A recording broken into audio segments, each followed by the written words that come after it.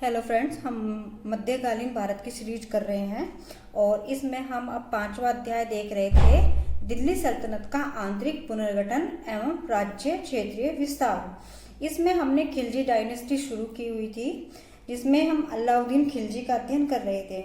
हमने देखा था कि खिलजी वंश की स्थापना 1290 ईस्वी से हुई थी और गुलाम वंश के शासन को समाप्त कर 13 जून 1290 को जलालुद्दीन फिरोज खिलजी ने खिलजी वंश की स्थापना की थी और इसने किलाखोरी को अपनी राजधानी बनाया था। फिर आगे चलकर जलालुद्दीन की हत्या 1296 में उसका भतीजा बोलो या दामाद बोलो अलाउद्दीन खिलजी ने कड़ा मनिकपुर, जो कहाँ पड़ेगा, इलाहाबाद में, उसकी हत्या कर दी थी। और 1296 में अलाउद्दीन ने सोम को दिल्ली का सुल्तान बना लिया था।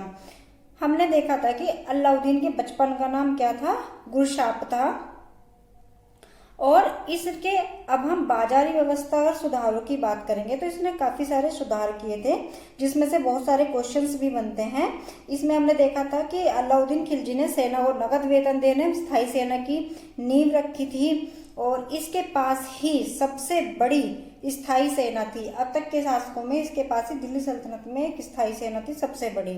और इसने घोड़ा दागने और सैनिकों का हुलिया लिखने की प्रथा की शुरुआत की थी और इसने भू राजस्व की दर को बढ़ाकर उपज का 1/2 भाग कर दिया था। इसने खुम्स में सुल्तान का हिस्सा, जो खुम्स का मतलब एक लूट का धन था, 1/4 भाग के स्थान पर कितना कर दिया था, 3/4 भाग कर दिया था। इसने मूल्य नियंत्रण प्रणाली की शुरुआत की थी, ठीक है। और एक इम्पोर्टेंट माना जाता है कि दक्षिण भारत की विजय के लिए अलाउद्दीन ने मलिक काफूर को भेजा था। ये मोस्टली एक कोई ना कोई क्वेश्चन पूछा ही जाता है। अच्छा, इसके समय में आर्किटेक्चर का क्या रहा, इसने जम्मैयत खाना मस्जिद, अलाई दरवाजा, सीरी का किला और 1000 खंबा महलों का निर्माण करवाया था। और अलाई दरवाजे को क्या कहा जाता है, वास्तुकला का रत्न, इस्लामी वास्तुकला का रत्न भी बोला जाता है। उसके बाद इसने बाजार नियंत्रण करने के लिए अलाउद्दीन खिलजी ने यानी कि एक पदनामा बनवाया, क्रमानुसार पदों की व्यवस्था की, ठीक है। और दीवानी रियायत एक पद का गठन किया। ये व्यापारियों पर नियंत्रण रखने वाला एक पद था जो पूरी बाजार व्यवस्था को नियंत्रित या संचालित करता था। सहना मंडी की स्थापना की, प्रत्येक बाजार में यानी कि बाजार का एक अधीक्षक बनाया हुआ है, सहनाई मंडी। बरीद यानी कि गुप्तचरों का गठन किया। मुन्हियानी व गुप्तचर जो सूचना प्राप्त करते थे। अलाउद्दीन ने स्वयं को सिकंदर सानी की उपाधि से विभूषित किया और इसने एक जो इम्पोर्टेंट काम किया, मंगोलों के आक्रमणों का सामना किया। इसके समय में सर्वाधिक मंगोल आक्रमण हुए, 1297 से 1306 के बीच टोटल 6 आक्रमण हुए। प्रथम आक्रमण 1297 ईस्वी में कादर खां के नेतृत्व में, ध्यान रखना। दूसरा 1298 में साल्दी के नेतृत्व में, तीसरा 1299 में कुतलुक ख्वाजा के नेतृत्व में और चौथा 1303 में तारगी के नेतृत्व में। पांचवा 1305 में अलीबेग और तारताक के नेतृत्व में और छठा आक्रमण लास्ट 1306 में कबक एवं इकबालमंद के नेतृत्व में हुआ था, ठीक है। इसने 2 नवीन कर भी लगाए, चराई कर जो दुधारू पशुओं पर लगाया जाता है, गड़ी कर घरों एवं झोपड़ियों पर लगाए जाने वाला कर था। इसमें अलाउद्दीन खिलजी ने तारीख फिरोजशाही, जो अलाउद्दीन की आर्थिक नीतियों की जिसमें हमें वर्णन मिलता है, के द्वारा लिखी गई है। इसने सराय ए अदल का निर्माण कराया। इसने परवाना नवीस नामक अधिकारियों की नियुक्ति की, जो परमिट जारी करता था, ठीक है। और इसी तरीके से 5 जनवरी 1316 को अलाउद्दीन खिलजी की मृत्यु हो जाती है। उसके बाद कुतुबुद्दीन मुबारक खिलजी 1316 में दिल्ली की गद्दी पर बैठता है, जो अत्यंत अयोग्य साबित होता है, ठीक है। मुबारक खां ने खलीफा की उपाधि, ऐसा क्वेश्चन आता है कि खिलजी वंश का कौन सा ऐसा शासक था जिसने खलीफा की उपाधि धारण की थी, तो मुबारक, ठीक है, मुबारक खां ने।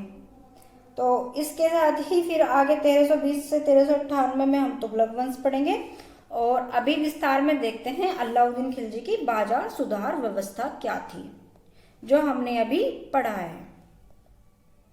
अब आगे के क्वेश्चंस के डीपली पर्पस के लिए हम ये बाजार व्यवस्था पढ़ेंगे। ये अब तक का पिछला जो हमने पढ़ा है उसका थोड़ा सा ओवरव्यू था।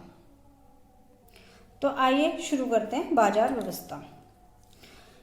यद्यपि अलाउद्दीन के बाजार सुधार पुनर्गठन की अपेक्षा प्रशासनिक और सैनिक आवश्यकताओं के अनुरूप किए गए थे, किंतु यहाँ उनकी चर्चा करना अधिक सुविधाजनक होगा।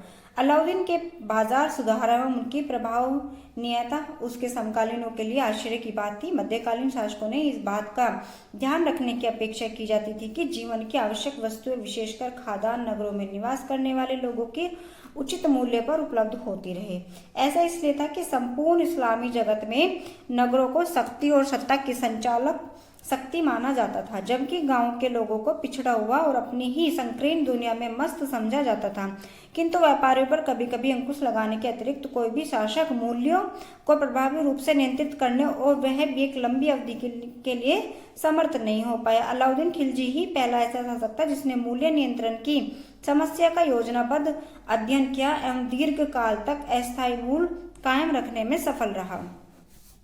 बर्नी का कथन है कि अलाउद्दीन खिलजी ने बाजार सुधार इसलिए किए कि मंगोलों द्वारा दिल्ली की घेराबंदी किए जाने के बाद एक विशाल सेना तैयार करना चाहता था, किंतु अपने सैनिकों को सामान्य वेतन देने की स्थिति में उसके सारे खजाने खाली हो जाते। कहा गया है कि मूल्य नियंत्रण मूल्य में गिरावट के परिणाम स्वरूप अलाउद्दीन के घोड़े वाले एक सवार सैनिक को प्रतिवर्ष 238 टन के वेतन दिया जाता था। कितना? 238 टन के वेतन दिया जाता था। सेना में भर्ती कर सकता था और जिस सवार पर एक अतिरिक्त घोड़ा होता था उसे 75 टन के अतिरिक्त वेतन दिया जाता था। बर्नी हमें बाजार सुधारों का एक अन्य कारण भी बताता है। उसके अनुसार बाजार सुधार अलाउद्दीन की हिंदुओं को साधनहीन बनाने की नीति के तहत किए गए थे, ताकि वे विद्रोह करने का विचार भी अपने मन में ना ला सके। उसके बाजार सुधारों का विश्लेषण करते समय हम इस विषय में भी अध्ययन करेंगे। बर्नी के अनुसार अलाउद्दीन ने दिल्ली में 3 बाजार स्थापित किए। पहला खाद्यान्नों के लिए, दूसरा सभी प्रकार के कपड़ों और कीमती वस्तुओं जैसे चीनी, घी, तेल, मेवे आदि के लिए, तथा तीसरा घोड़ों, दासों और मवेशियों के लिए। इन सभी बाजारों के नियंत्रण और प्रशासन के लिए विस्तृत नियम बनाए गए जिन्हें जवाबित बोलते थे। खाद्यान्नों के मूल्य को नियंत्रित करने के लिए अलाउद्दीन ने न केवल गांवों खाद्यान्नों की आपूर्ति तथा अनाज व्यापारियों द्वारा नगर तथा उनके परिवहन की व्यवस्था का ध्यान रखा, अपितु नागरिकों के बीच उनके उचित वितरण की व्यवस्था करने का भी प्रयास किया। निश्चय ही ये तीनों उपाय खाद्यान्नों के मूल्य को नियंत्रित करने में सर्वाधिक महत्वपूर्ण पहलू थे। अलाउद्दीन का पहला प्रयास था कि सरकार के पास खाद्यान्नों के पर्याप्त भंडार रहे, ताकि व्यापारीकरण एक कृत्रिम अभाव पैदा कर मूल्य बढ़ाने की अथवा मुनाफाखोरी करने की कोशिश न करें। इस प्रयोजन से दिल्ली में शाही भंडार स्थापित किए गए। आदेश दिया गया कि दिल्ली के निकटवर्ती क्षेत्रों जैसे कि झांसी में सरकारी हिस्सों का आधा भाग यानी उपज का चौथा भाग फसल के रूप में एकत्रित हो जाए। अनाजों को पहले ही स्थायी रूप से एकत्र किया जाता था और बाद में उन्हें दिल्ली भेज दिया जाता था। खाद्यान्नों को गांवों से लाने का दायित्व प्राय कारवानी अथवा बंजारे निभाते थे, जिनमें से कुछ के पास 10,000 अथवा 20,000 की संख्या में बैल होते थे। इन बंजारों को आदेश दिया गया था कि वे आपस में मिलकर एक संगठन बनाएं, ताकि एक दूसरे की प्रतिभूति दे सके। उन्हें यमुना के किनारे अपने बच्चे, पत्नी और सामान और बसों के साथ रहना पड़ता था। उनकी देखरेख करने के लिए एक अधिकारी नियुक्त किया गया था। बताया जाता है कि सामान्य स्थितियों में ये बंजारे नगर में इतना खाद्यान्न लाते थे कि शाही भंडारों को छूने की भी आवश्यकता नहीं होती थी। बंजारों की खाद्यान्नों की नियमित आपूर्ति सुनिश्चित करने के लिए अनेक विनिमय बनाए गए थे। दोआब में और इसके आसपास के 100 कोस के क्षेत्र में, जिसे खालिसा के तहत लाया गया था और जहां भू राजस्व का वसूल करने की जिम्मेदारी निभाने वाले स्थानीय अधिकारियों को इतनी शक्ति बरतने का आदेश दिया गया था कि किसान भू राजस्व के भुगतान के लिए अपने खाद्यान्न सस्ती दरों पर बेचने के लिए मजबूर थे और उन्हें अपने घरों में अपनी खत्तियों में न ले जाने पाए। यदि किसान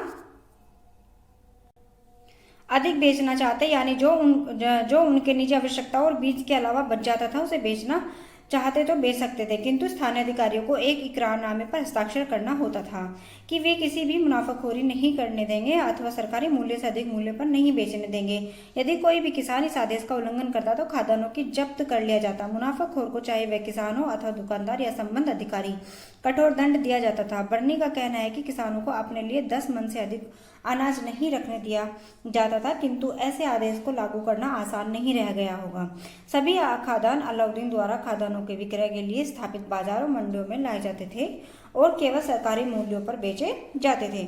अलाउद्दीन ने यह सुनिश्चित करने के लिए कि कठोर कदम उठाए कि उसके द्वारा निर्धारित मूल्यों को पूरी तरह पालन हो। एक अधिकारी सुहैनों को पर्याप्त शक्ति प्रदान कर बाजार का प्रभारी नियुक्त किया गया। उसे सख्त आदेश दिए गए कि वह उन अनुदेशों का उल्लंघन करने वाले को दंडित करे। बंडी के कथानुसार इन सभी उपायों के परिणाम स्वरूप अनाजों की कीमतें गिर गई। इस प्रकार गेहूं 7.5 जीतर प्रति मन की दर से और 4 जीतर प्रति मन की दर से, उच्च कोटि का चावल 5 जीतर प्रति मन की दर से और चना 5 जीतर प्रति मन की दर से बिकता था। आधुनिक तौल पद्धति के आधार पर गणना करने में कीमतें इस प्रकार हैं: 1 रुपये में 88 सेर गेहूँ, 98 सेर चना एवं उच्च कोटि का चावल। उस समय के लोगों के लिए भी कीमतें काफी कम मालूम पड़ती थी। अलाउद्दीन ने अकाल के दिनों के लिए निश्चित वितरण को प्रणाली को लागू कर प्रत्येक दुकानदार को उसके इलाके की आबादी को ध्यान में रखते हुए सरकारी भंडारों से निश्चित परिमाण में अनाज दिए जाते थे। किसी भी व्यक्ति को एक बार में आधा मन से अधिक मात्रा में अनाज खरीदने की अनुमति नहीं होती थी, लेकिन यह प्रतिबंध अमीरों पर लागू नहीं किया जाता था।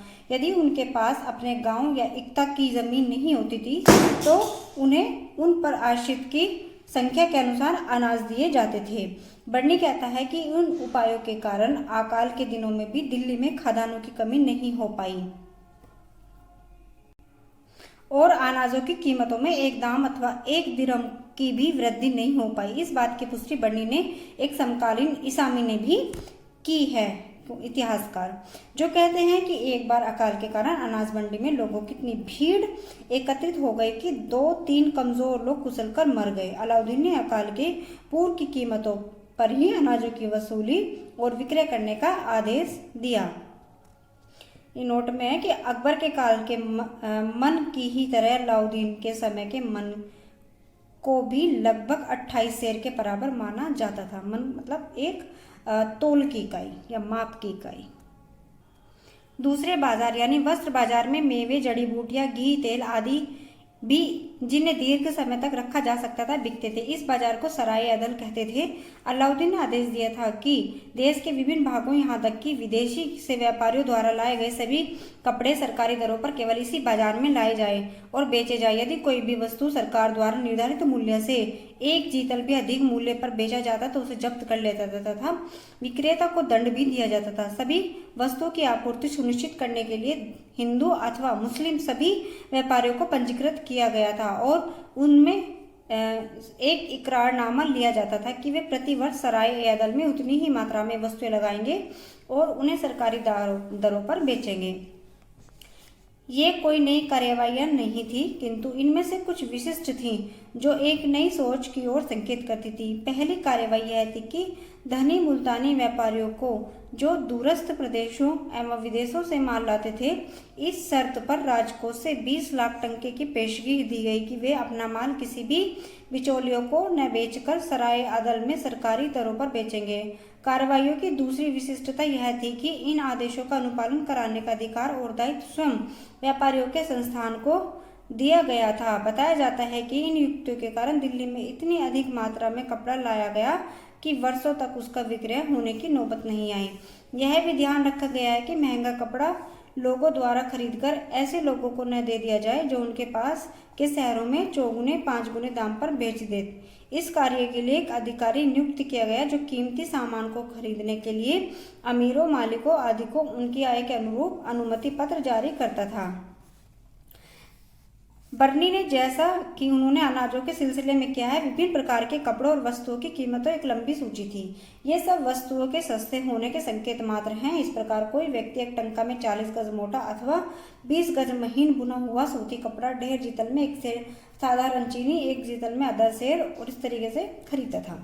तीसरा बाजार घोड़ों, मवेशियों और दासों के क्रय के लिए था। उचित दरों पर अच्छे कोटि के घोड़ों की आपूर्ति सैन्य विभाग, सैनिकों दोनों के लिए महत्वपूर्ण थी। घोड़ों का व्यापार कमोवेश एक अधिकारपूर्ण व्यापार था और स्थल मार्ग से होने वाले थे।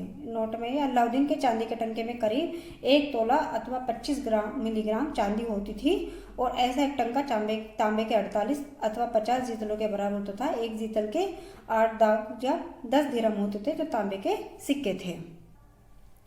घोड़े के व्यापार पर तो मुल्तानियों और अफगानों का ही एक अधिकार था, किंतु उनके द्वारा लाए गए घोड़े बाजार में बिचौलिए अथवा दलालों द्वारा बेचे जाते थे। बढ़नी के अनुसार धनी दलाल बाजार में के अधिकारियों जितने ही शक्तिशाली थे और अपने व्यवहार से बेशर्मी से रिश्वत लेते देते थे और अन्य भ्रष्ट आचरणों में लिप्त रहते थे। घोड़े की कीमतें बढ़ने के उद्देश्य से घोड़ों के व्यापारी इन दलालों के साथ साठगांठ रखते थे। अलाउद्दीन ने ऐसे दलालों के विरुद्ध कड़े कदम उठाए। उन्हें नगर से निर्वासित कर दिया गया और उनमें से कुछ को तो किलों में बंद कर दिया गया।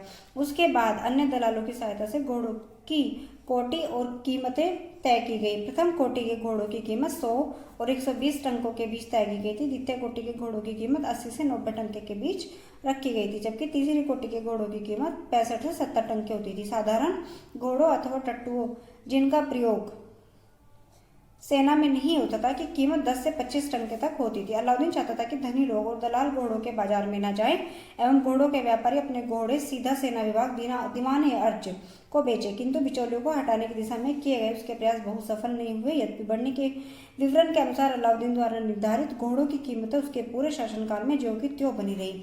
इसी प्रकार दास युवक युवतियों एवं मवेशियों की कीमत भी तय की गई। यद्यपि ऐसा करने के पीछे क्या उद्देश्य था यह स्पष्ट नहीं है, क्योंकि वे न तो जीवन की आवश्यकता वस्तुओं में से थे, न ही सैनिक प्रयोजन से उनकी कोई उपयोगिता थी। संभवतः अमीरों, सरकारी सेवकों, धनी लोगों और सैनिकों जो घरेलू और निजी कामकाज हेतु दास खरीदने के आदि हो चुके थे, कि जीवन का थोड़ा अधिक सहज बनाने के उद्देश्य से कीमतें निर्धारित की गई होगी। इसी प्रकार मांस परिवहन, दूध और दुग्ध उत्पादों के लिए मवेशियों की आवश्यकता पड़ती थी। बढ़नी का कहना है कि अलाउद्दीन के शासनकाल में कीमतों का स्थायित्व जिसके कारण लोग आश्चर्यचकित थे, अलाउद्दीन की शक्ति के कारण ही संभव हो पाया। सुल्तान अपने अनेक गुप्तचरों के जरिए बाजार में चालू कीमतों में से अपने को अवगत रखता था और इस प्रयोजन से वह छोटे छोटे लड़कों को भी बाजार भेजता था, ताकि वे सुनिश्चित हो सके कि दुकानदार सामान कम तोल रहा है, उन्हें ठगता है तो नहीं। अपनी विशिष्ट शैली में बढ़नी हमें बताता है कि यदि कोई दुकानदार तोल में कमी करता था, उसके शरीर से उस कमी के दुने वजन के बाद मांस निकाल लिया जाता था। शायद कुछ मामलों में निवारक दंड भी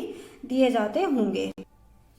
व्यापारियों एवं आम जन समुदाय के न्यूनतम समर्थन के बिना यह योजना 1 दशक या उससे भी अधिक समय तक शायद ही चलती रही।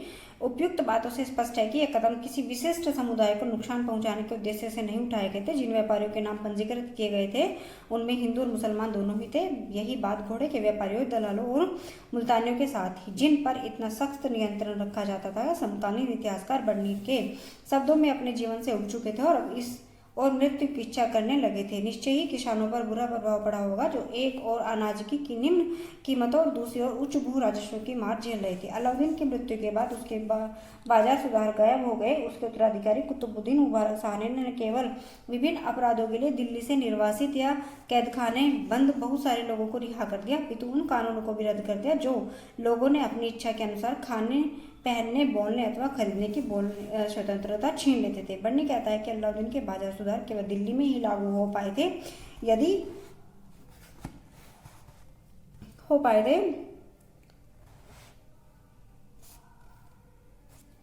यदि ऐसा रहता तो समूचे दोआब में अनाजों की आपूर्ति को नियंत्रित करने की शायद कोई आवश्यकता ही नहीं होती। साथ ही सैनिक और उसके परिजन केवल दिल्ली में ही नहीं रहते थे, बल्कि लाहौर से अवध तक विभिन्न शहरों और कस्बों में रहते थे। स्वयं बढ़नी ही राजनीतिक सिद्धांत पर लिखी गई अपनी एक पुस्तक में संकेत करता है कि राजधानी में जो कुछ भी किया गया उसका पर्याय अन्य शहरों में भी अनुकरण किया गया, किंतु हमारे पास यह पता करने का कोई उपाय नहीं है कि दिल्ली के अतिरिक्त अन्य शहरों में मूल्य नियंत्रण कितना प्रभावी रहा।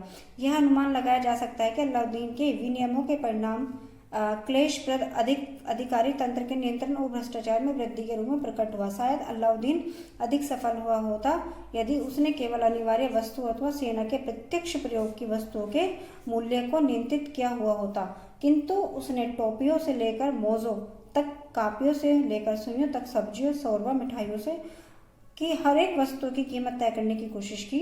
ऐसा व्यापक केंद्रित नियंत्रणों का उल्लंघन होना स्वाभाविक था, जिसके लिए कठोर दंड दिए जाते थे और इसके फलस्वरूप लोगों के मन में आक्रोश उत्पन्न होता था। इस प्रकार अलाउद्दीन खिलजी के बाजार सुधार वस्तुतः अस्थायी प्रकृति के थे और मुख्यतः आपातकाल अथवा किसी खास स्थिति से निपटने में निर्मित शुरू किए गए थे। तो यहाँ पर हमने अलाउद्दीन खिलजी की बाजार नियंत्रण व्यवस्था की समरी में चर्चा की है। अब नेक्स्ट वीडियो में जो हम देखेंगे वो दिल्ली सल्तनत का क्षेत्रीय विस्तार 1328 से 1328 तक।